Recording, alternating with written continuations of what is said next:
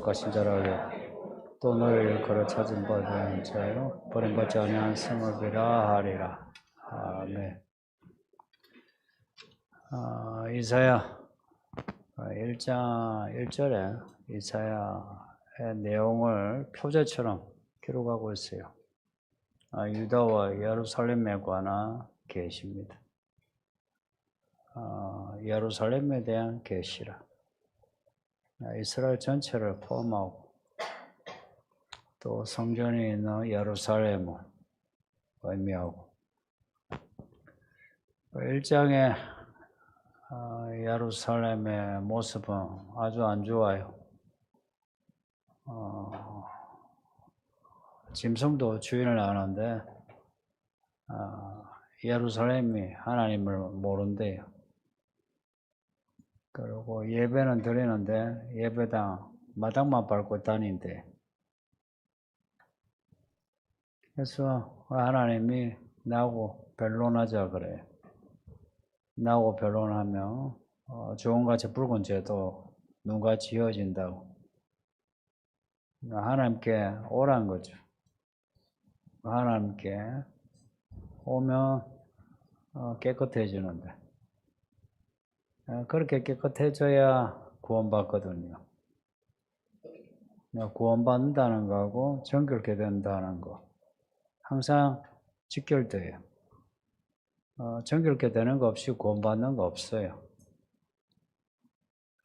그래서 하나님이 나에게 오라. 눈과 같이 희게 되리라. 그때나 지금이나 똑같아요. 하나님께 나아가면 깨끗해집니다. 우리가 죄를 회개해서도 깨끗해지고 또 나아가면 말씀을 듣죠. 이 말씀이 예수님의 피 뿌린 말씀이라 말씀을 들으면서 받아들이면서 정결케 되는 거예요. 그리고 이 이사야 1장에서 39장까지의 내용은 예루살렘의 죄를 이제 드러내는데 아수르, 바벨론 통해서 이스라엘, 예루살렘의 죄를 드러내요. 해서 그 39장, 38, 37에 보면 바벨론에 의해서 예루살렘이 무너지는 내용이 나와요. 거기까지 보면 아주 절망적이죠. 하나님이 망하게 하시려는가. 근데 40장 넘어가면 그렇지 않아요. 우리 하나님이 이스라엘을 치시는 이유는 망하게 하시려고가 아니고 이렇게 고통, 고난을 통해서 정결케 되는 겁니다. 뭐가 된다고요? 정결케 돼. 그렇게 정결케 되면서 구원받는 겁니다. 그래서 40장 이후로 구원의 메시지가 아주 세요. 그 앞에도 구원의 메시지가 계속 나오지만 근데 줄고 구원의 메시지가 계속되는 것은 40장 이후예요. 예루살렘을 구원하시는 이런 하나님의 마음을 알면 말씀을 받아들이는 태도가 다르죠. 하나님이 나를 죽이시려고 나를 치신다 하고 받아들이는 거하고 하나님이 나를 구원하시려고 나를 치신다 하고는 다르죠. 그죠? 하나님이 예루살렘을 구원하시려고 또 우리를 구원하시려고 근데 이렇게 하나님이 예루살렘의 죄 그리고 예루살렘의 구원 우리의 죄 우리의 구원 그 사이에 그냥 하나님이 하나님이시니까 야 너 죄인이지만 구원받아 그렇게 구원하시나 그러지 못하세요. 그렇게 하라고 해도 그 능력이 없어서 못하시는 게 아니고 하나님이 그러지 못하시는 분이라. 왜냐 하나님은 의로운 분이시라.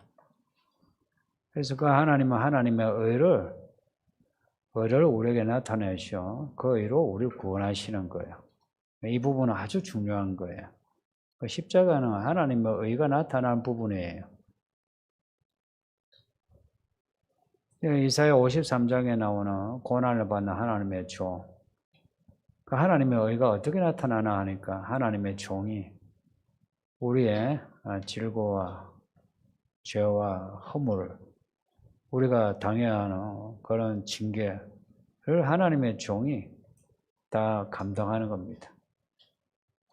그냥 우리 예수님이시죠. 예수님이 우리에게 나타나신 하나님의 종이라. 하나님의 아들이 하나님의 종으로 나타난다. 아무도 생각하지 못했어요. 이해가 잘 안 되죠. 그러니까 하나님의 사랑은 그만큼 커요. 의외성이 커요. 하나님의 아들이 하나님의 종이 되어서 나타나신 거라. 근데 사람들이 예수님을 하나님의 종으로 알아봤느냐? 알아보지 못했어요. 지금도 이스라엘 사람들은 이사야 53장을 잘 안 읽어요. 읽기 읽는데 그냥 넘어가요. 생각도 않고 풀이도 안 하고 설교도 없이 그냥 넘어가요. 지금도 그렇대요. 근데 이사야서에 예루살렘의 죄와 예루살렘의 구원 그 사이에 이 고난받는 하나님의 종의 이야기가 있는 겁니다. 근데 지금의 이스라엘처럼 이사야 때 이스라엘 사람들 이 말씀을 이해 못했어요. 이사야가 이 말씀을 전해도 사람들의 귀로 들어도 듣지 못하고 깨닫지 못한다. 그러니까 이미 하나님이 이사야에게 말씀하신 거였어요. 그리고 예수님도 이사야의 이 말씀을 인용하면서 이 사람들은 내가 말해도 알아듣지 못해, 깨닫지 못해 그렇게 말씀하셨어요. 실제 그랬고 그러니까 예수님을 못 박아 죽였죠. 그럼 지금 우리는 어떠냐? 우리도 비슷한 것 같아요. 비슷한 것보다 더 악화된 것 같지 않습니까? 적어도 우리는 예수님의 교회라고 들어왔잖아요. 예수님의 교회라고 들어왔으면 우리는 예수님을 믿기로 작정을 한 거죠. 그죠? 예수님을 믿기로 작정을 했으면 예수님의 이야기를 알고 있죠. 그죠? 예수님에 대한 예언을 알고 있고 예수님의 겪으신 일도 알고 있잖아요. 알고 있는데 예수님이 하신 말씀을 잘 안 듣는다. 이게 더 심각한 거죠. 그죠? 차라리 몰라가지고 알아듣지 못하면 뭐 그럴 수 있지 이러는데 알아들을 만한 사람이 알아듣지 못하면 더 큰 문제가 있는 거죠. 그래서 이 말씀을 우리에게 주신 말씀으로 듣자 이야기입니다. 그렇다고 해서 우리는 절망적이야. 우리 다 알아듣지 못해. 얘가 아니에요. 선지자들의 그 예언은 다 예루살렘 혹은 유다, 이스라엘의 멸망을 이야기해요. 다 그래요. 근데 멸망이 끝점이 아니고 정결케 되는 과정이 있다. 정결케 되는 과정이 있다. 그 과정을 통해서 구원받을 그런 모습으로 바뀌는 겁니다. 유다, 이스라엘, 예루살렘도 그렇고 우리도 그래요. 우리가 하나님께 구원받는 그 과정은요. 그냥 오늘 내가 예수 믿고 내가 고백했대 해서 구원받는 건 아닌 것 같아요. 그만큼 우리가 단순하지 않아요. 믿음으로 고백한 건 이제 시작이에요. 그리고 구원의 여정이 이제 시작되는 거라. 해서 어느 정도의 또 고난을 통해서 하나님을 아는 거라. 그렇게 해서 구원받는 거거든요. 여기에는 하나님의 사랑이 항상 전제되어 있어요. 만약 하나님이 우리에 대해서, 우리가 하나님에 대해서 계산한 것처럼 우리도 하나님에 대해서, 하나님이 우리에 대해서 계산을 하면, 하나님은 우리를 버릴 수밖에. 우리가 별로 쓸모가 없어요. 그런데 하나님은 사랑이시라. 이게 큰 은혜입니다. 하나님이 사랑이시라. 그냥 우리를 사랑하신대요. 사랑하셔서 우리를 버릴 수가 없으시대요. 버릴 수가 없었어서 하나님의 아들이 하나님의 종이 되어 오셔 고난을 받으시고 그 고난을 통해서 우리가 구원으로 가는 길에 들어서게 된 겁니다. 하나님의 그 사랑을 우리는 받아들여야 돼요. 하나님을 믿는다 할 때는 창조주 하나님을 믿고 심판주 하나님을 믿고 그 처음과 끝점만 믿으려고 하면 안 믿어져요. 하나님을 이제 내가 진짜 믿음으로 따르려면 하나님이 나를 사랑하신다는 걸 알아야 돼요. 사랑이에요. 정말 하나님은 사랑이신 것 같아요. 사람에게서는 맛볼 수 없는, 느낄 수 없는 그런 웅장한 사랑, 그리고 디테일한 사랑이에요. 지난주에 읽었던 앞에 내용이 헵시바 뷸라라고 나오죠, 그죠? 헵시바 이름도 예쁘죠? 뷸라도 귀엽지 않나요? 예, 헵시바, 나의 기쁨은 그녀에게 있다. 우리에게 하시는 말씀이에요. 우리가 그렇게 하나님께 예를 먹이는데, 사실 우리가 하나님 근심거리, 탄식거리거든요. 근데 하나님이 나의 기쁨은 너에게 있어. 이렇게 말씀하시는 거 어떻게 생각해요? 이거 진심일까요? 그냥 하시는 말씀일까? 진심이요. 정말 진심이더라고. 정말 진심이더라고. 나의 기쁨이 너에게 있다. 나는 하나님께 크게 하나님을 기쁘시게 한 게 뭐가 있을까? 제가 목사로서 목회하면서도 하나님을 크게 기쁘시게 한 것보다는 오히려 목사로서 참만 하나님을 더 힘들게 한 것 같은데. 근데 하나님이 저를 기뻐하신다. 이제 이건 확실한데. 근데 계산을 해보면은 좀 계산이 안 되죠. 헵시바란 말은 그냥 조건 없는 사랑이에요. 뷸라란 말도 하나님은 우리와 결혼하신 분. 그러니까 우리는 하나님과 결혼했다. 이건 이제 약간 고백, 그냥 교리적인 고백이죠. 근데 하나님은 교리적인 고백이 아니고 하나님의 실존이에요. 하나님은 진짜 그렇게 여기시는 거라. 그래서 우리도 스스로가 의식화해서 나는 하나님과 결혼한 사람 이렇게 생각해야 돼요. 예수님과 결혼했어. 예수님이 나의 남편. 여기 남자들도 우리의 남편은 예수님이시다. 그렇게 생각을 해야 돼. 그러면은 예수님의 그 사랑이 이해가 되어져요. 이해가 되어져요. 제가 남자로서 아내를 사랑하는 예수님이 날 사랑하시는 사랑이 이런 부분이고 이런 부분일 수 있겠구나 이런 생각하면 이해가 돼요. 그 여자들은 예수님이 남편이라면 그게 이해되죠, 그죠? 남자보다 훨씬 이해가 빠르죠. 근데 남자들은 잘 공감이 안 돼요. 근데 정말 이런 사랑을 보면 예수님이 우리를 헵시바 뷸라라 하시는 게 맞아요. 예루살렘이 이렇게 헵시바 뷸라가 된 거, 예루살렘이 나는 하나님과 결혼해야지, 헵시바 되어야지, 뷸라가 되어야지 해서 된 건 아니죠. 여전히 유다와 예루살렘은 철이 없어요. 죄된 모습도 그대로고. 근데 어떻게 그러면은 이 예루살렘이 헵시바가 되고 뷸라가 되었나 하면 하나님이 은혜를 주신 거라. 하나님이 은혜를 주신 거라. 사실은 우리가 뭐 회개를 다 해가지고 혹은 변화가 되어서 정결케 되고 구원받은 게 아니고 사실은 하나님의 전적인 은혜로 구원받은 겁니다. 예루살렘도 그래요.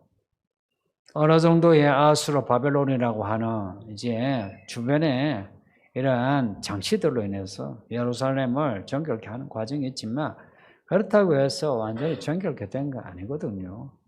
근데 하나님은 그럼에도 예루살렘을 나의 신부라라고 여기시고 그 사랑을 한없이 부어주시는 거라. 그 한없는 사랑이 이제 뭘 동반하냐? 성경에 사랑의 수고란 말이 있어요. 한없는 사랑은 한없는 수고를 다해요. 오늘 본문에 그리고 지난번에 읽었던 앞에 본문 1절에서 5절까지의 내용에서 하나님이 쉬지 않으신다. 그리고 하나님을 쉬게 하지 마라. 그런 내용이 있죠. 한없는 사랑은 쉬지 않는 수고를 해요. 우리 하나님이 천지를 지으시고 이제 쉬신다고 안식하셨잖아. 그런데 우리가 죄를 지음으로 쉬지 못하신 거라. 하나님은 안 쉬어요. 우리 예수님이 그러셨어. 안식일에 뭘 하시니까 사람들이 안식일을 어겼다 그랬거든요. 그러니까 예수님 하신 말씀, 아버지 하나님의 안식일에 안 쉬는데 내가 어찌 쉬랴 하고 안식일에도 일을 하셨어요. 하나님은 안 쉬세요. 왜 안 쉬느냐? 뭘 사랑하셨어. 안 쉬어요. 사랑하지 않으니까 며칠 일하고 며칠 언제 하루 쉬고 뭐 이런 거 따지죠, 그죠? 회사 일도 그렇잖아요. 내가 회사 그렇게 사랑하지 않고 무조건 다니면 뭐 며칠 쉬고 며칠 일하고 뭐 이런 식으로 하죠. 하나님은 그러지 않으신 거라. 하나님은 우리를 사랑하시면서 안식이 없으세요. 하나님이 그렇게 우리를 사랑하신다면 우리는 어찌해야 될까? 그러니까 우리가 하나님을 사랑하는데 우리도 좀 쉬어야 될까요? 쉬면 안 되겠죠, 그죠? 그러니까 우리도 하나님을 사랑하는데 쉼 없이 사랑해야 한다. 그래서 우리가 주일에도 사랑하는 거 아니에요. 그 예배가 사랑의 행위입니다. 이 사랑의 수고라 하죠. 근데 그 사랑의 수고가 있는 사람이 행복할까? 사랑의 수고가 없는 사람이 행복할까? 누가 행복할까요? 사랑의 수고가 있는, 사랑하는 거리가 있는, 그래서 수고하는 그게 행복이지. 사랑하는 거리가 없이 편하게 하면, 야, 디비디비가 쉬어보세요. 인생이 지옥 같아. 다 아시잖아요. 우리 하나님이 예루살렘에 대해서 그렇게 하신다. 하나님이 쉬지 않고 예루살렘을 구원하신 것처럼 예루살렘도 하나님을 사랑하는데, 그러니까 우리가 하나님을 사랑하는 거 어떻게 사랑하느냐 하는 거예요. 하나님하고 우리하고 있잖아요. 항상 동등으로 여기면 곤란해요. 하나님이세요. 우리는 하나님으로 이렇게 대해야 돼요. 그게 예배예요. 뭐 하나님의 사랑이시, 내가 하나님의 아들이니, 맞짱 뜨듯이 그렇게 하면 안 돼요. 예배를 드릴 때도 직장에 갈 때 그냥 반바지 입고 가나요? 아니죠. 옷을 입잖아요. 하나님을 대할 때 정장도 해야죠. 그죠? 그렇지 않나요? 이 사람을 대할 때 그러는데 하나님을 대할 때 어떻게 하나? 하나님을 대할 때 하나님으로 대우를 해야 돼요. 근데 제가 우리 성도들을 보면 사실은 예배하는 시간이나 아니면은 옷 입는 거나 아니면은 그 봉투에도 헌금이나 이게 하나님을 대하는 모습이 좀 부족한 것 같아요. 제 눈에 그렇다면 하나님 보기에는 더 그렇겠죠. 저는 웬만하면은 덮어주려는 거예요. 왜냐? 저도 같은 사람으로 이게 현실적이었잖아. 근데 우리 하나님은 진짜 하나님이에요. 그 하나님을 만나는데, 그리고 하나님의 일하는 사람이 반바지 입고 반바지가 죄다 이거 아니에요. 또 그렇게 말라가면 안 됩니다. 그건 아니고, 근데 이 태도가 그런 거죠. 나름의 어떤 기본적인 어떤 정장 수트는 돼야죠. 교회 일꾼은. 그게 하나님을 대한 태도지. 그런 게 기본이죠. 그리고 하나님을 사랑한다 할 때는요, 그 사랑의 어떤 액션이 뭐냐면 찬양입니다. 찬양이에요. 하나님을 사랑한다. 어떻게 나 하나님을 사랑하는데 아니고요. 찬양하는 거예요. 그리고 이 찬양은 막연한 교리적인 찬양이 아니에요. 성경에 나오는 찬양, 유명한 게 시편이죠. 그리고 모세와 미리암의 노래가 나오죠. 사무엘 그 어머니 한나의 노래 나오죠. 마리아의 노래 나오죠. 잘 보세요. 다 사건이에요. 하나님의 하신 일에 대해서 찬양하는 거예요. 그래서 우리가 하나님을 찬양할 때 그 찬양이 우리의 사랑의 표현이에요.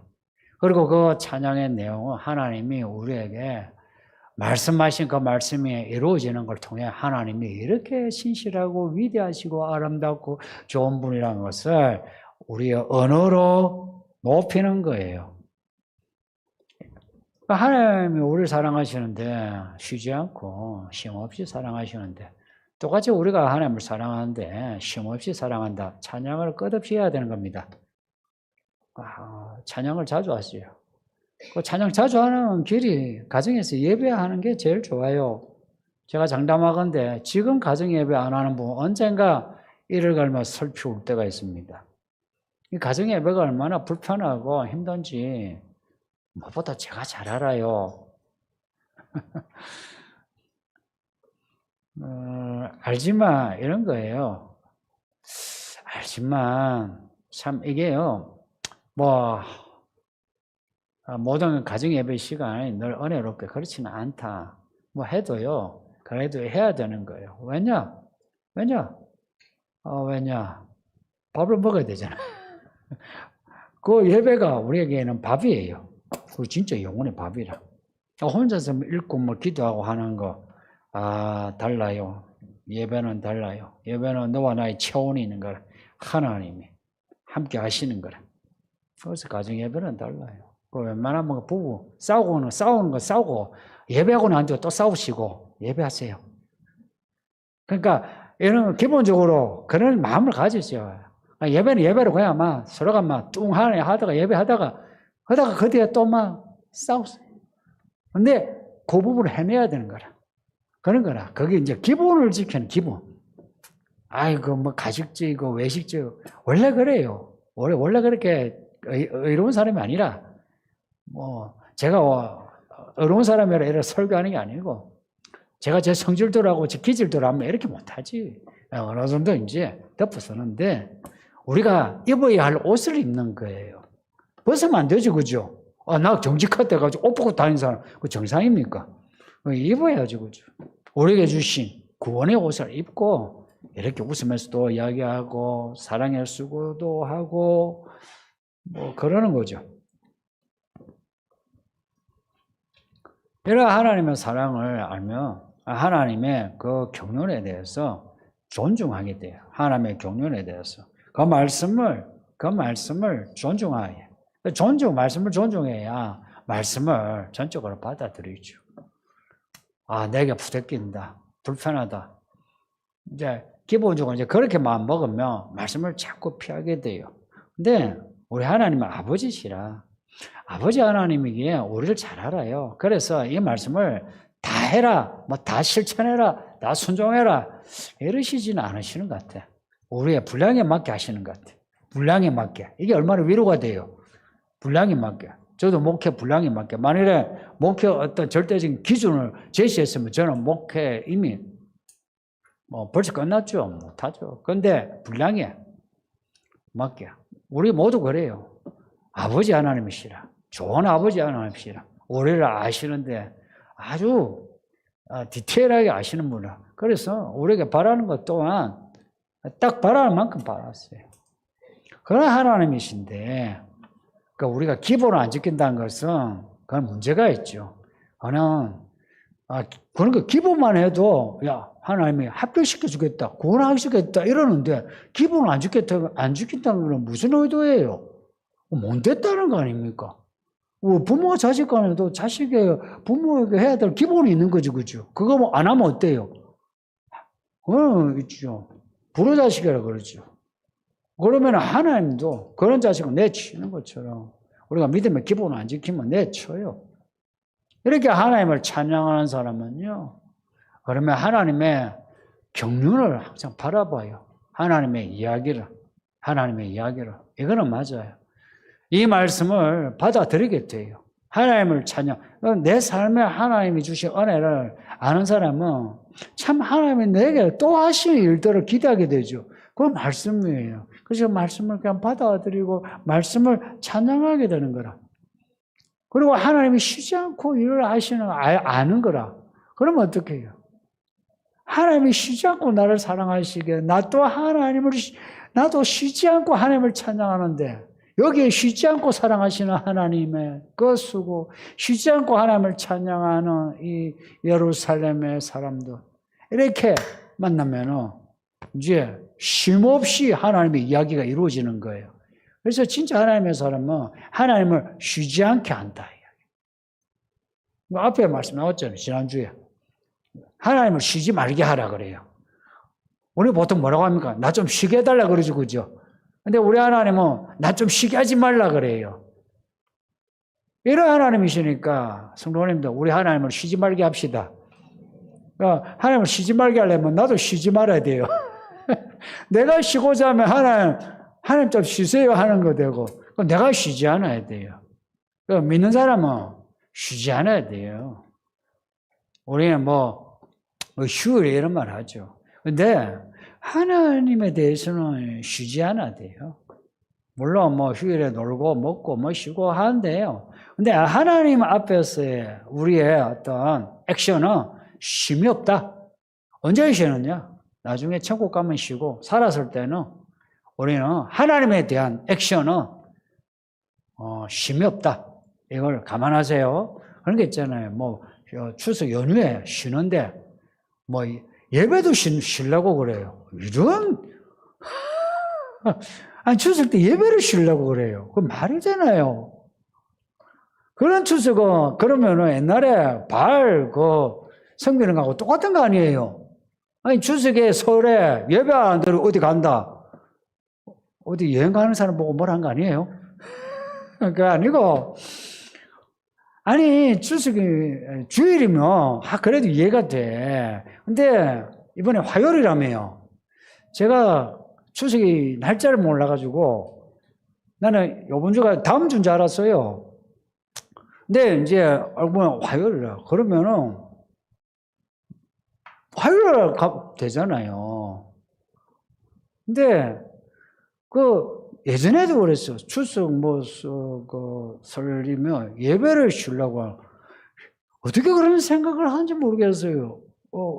사실은 제가 목사가 아닐 때도요, 그런 생각 안 했어요. 못 했어요. 근데 어떻게 그런 생각하지? 제가 그렇게 안 가르쳤는데? 이거는요, 하나님이 정하신 날, 이거는 온 성도가 모인 날이에요. 그거는 단순히 의식, 세리머니가 아니에요. 이거는 하나님을 만나는 하나님, 단지 예배가 아니라, 예배라고 하는 그런 의식이 아니라, 그냥 이게 구원이에요. 구원의 표시라, 이게.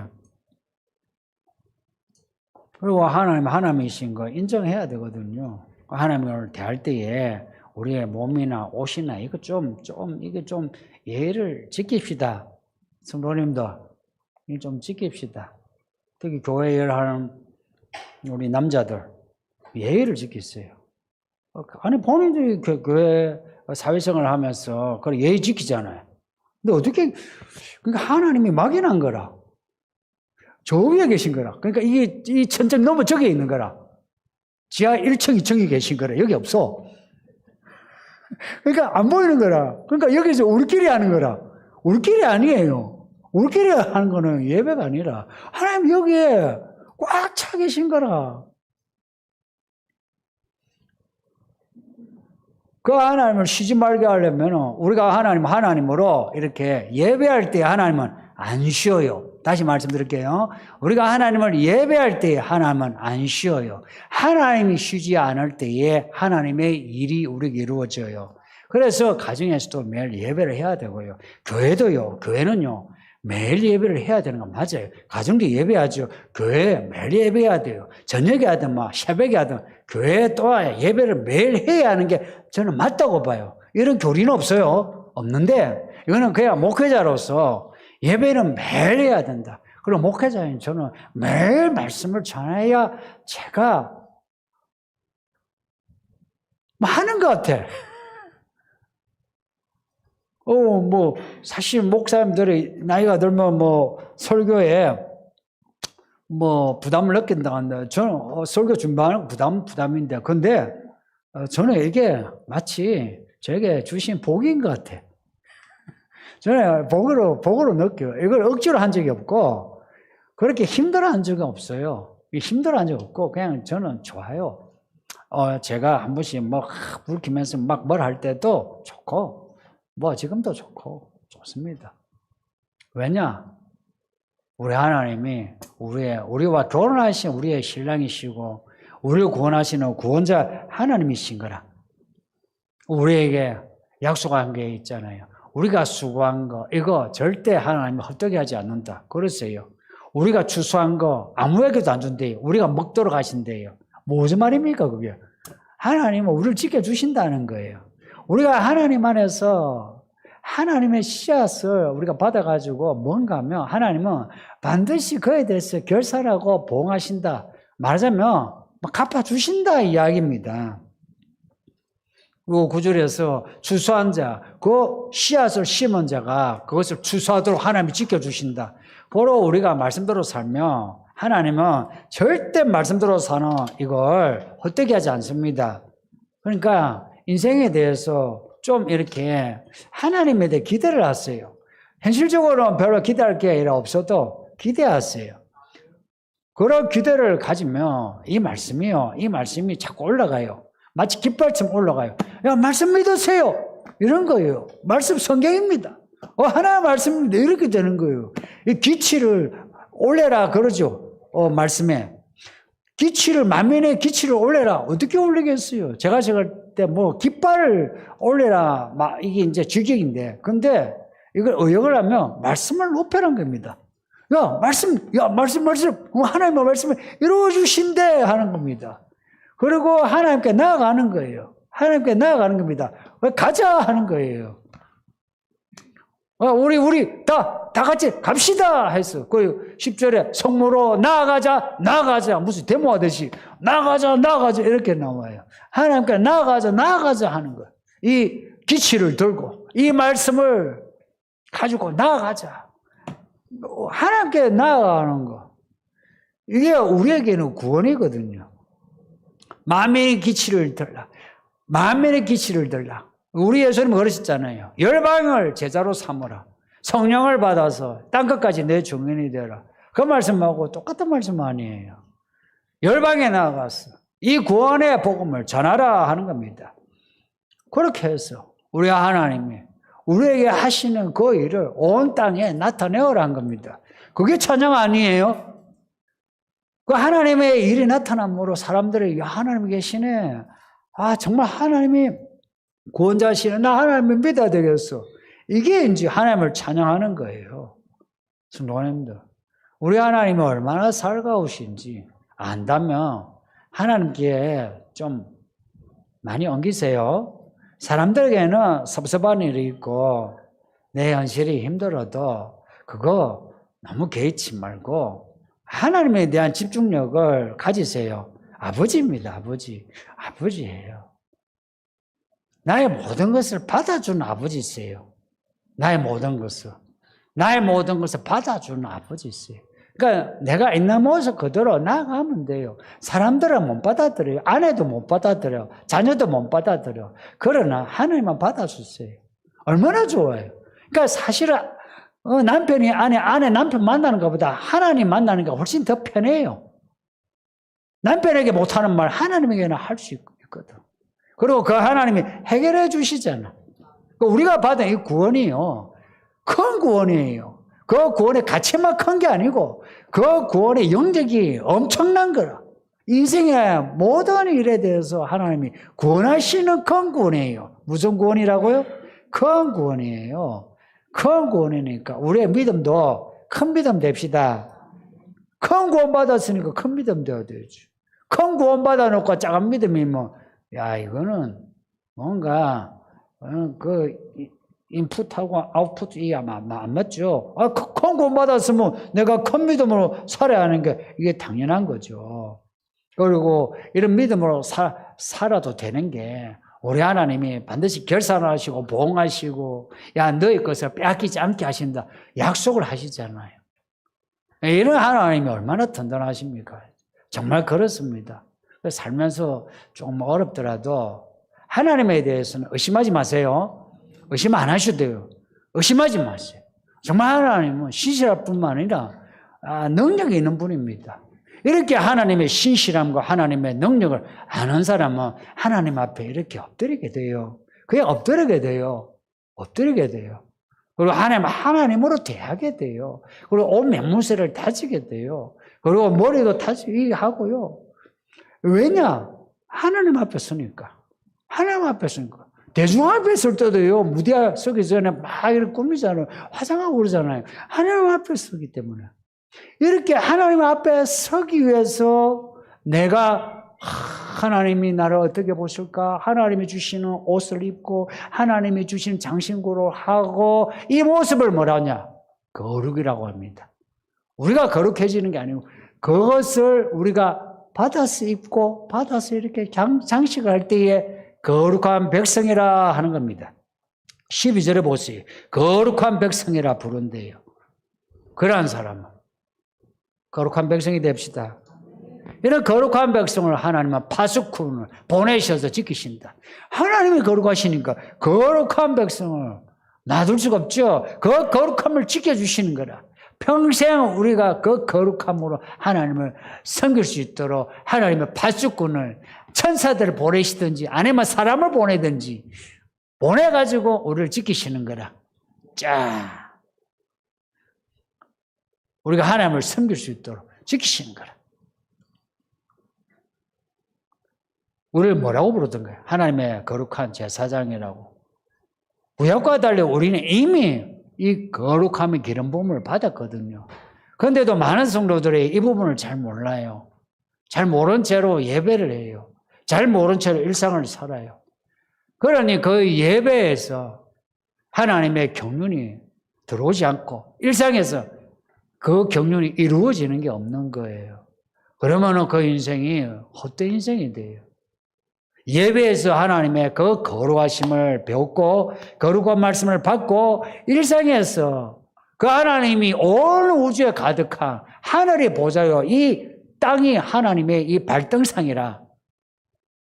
그런 하나님이시니까 일상을 살 때 하나님 앞에 면전에서 사는 것처럼 그렇게 거룩하게 산다면은 1절에 시온에 의가 빛같이 예루살렘의 구원에 횃불같이 나타나도록 시온을 위하여 잠잠하지 않으시는 하나님, 그 하나님이 1절 말씀처럼 우리를 이 땅에 빛과 소금으로 나타내셔서 우리 인생 복되게 하실 줄 믿습니다.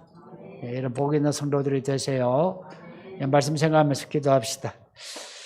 아버지 하나님 감사합니다. 이 수요일에 우리를 부르셔서 예배하게 하시니 감사합니다. 평생 하나님 앞에 나와 예배하게 하여 주소서.